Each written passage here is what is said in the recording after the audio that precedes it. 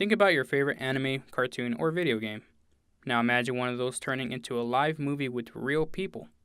Maybe you're excited. Maybe you're scared. Whatever you're feeling, you just hope it's going to be amazing. Well, my fellow viewer, hope for the worst, because if your favorite anime or video game is being adapted, it's probably going to be terrible. Movies adapted after popular games and animated series have a bad rep. With low ratings on Rotten Tomatoes and outrage on nerd blogs, these movies never live up to their originals. So why is that? Is it because the actors suck? Is the production value terrible? Is the writing poor? Or maybe it's because these movies try to fit an entire series into just 1 to 2 hours. There are plenty of movies that could be discussed on why they failed as adaptations, but one movie that will be talked about is The Last Airbender. This movie received terrible ratings on Rotten Tomatoes and IMDb. Based off the popular series Avatar: The Last Airbender, this movie was a disappointment to fans. But what made this movie fail? Critics could blame the actors like Dev Patel from Slumdog Millionaire, say the production value was terrible, or even blame the director and writer M. Night Shyamalan. Actors can be bad, and they can be magnificent. They can make a scene or completely destroy it. But they're not the reason for this movie's failure. The actors play their part even though these scenes were cringeworthy. You think my son is this person the soldiers are calling the Blue Spirit? Yes. You can't blame an actor with terrible lines. The production value of a movie can make it look like another world or a bad home movie. For the case of The Last Airbender, the production value as a whole was not terrible. The tones of color brought more suspense in scenes and emotional moments than others. The special effects of the movie weren't terrible either. The water and fire that people were moving looked as real as they can be.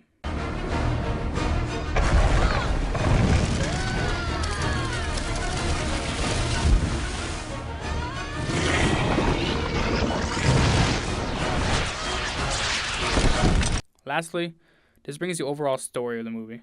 M. Night Shyamalan directed and wrote the script for it.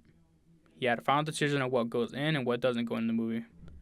Major issues the fans had with the movie was the writing and the changes from the original content. For example, the main character Aang was changed to Ong. In an interview, he says he fought to have the name changed because he wanted to go back to the Asian pronunciation. That's already a problem.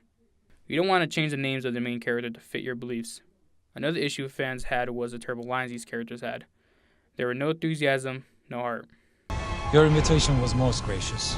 You are a gifted strategist. No one can argue that. Your failure in the 100-day siege of Ba Sing Se won't be held against you. Your son died in that siege, didn't he? Yes, he did.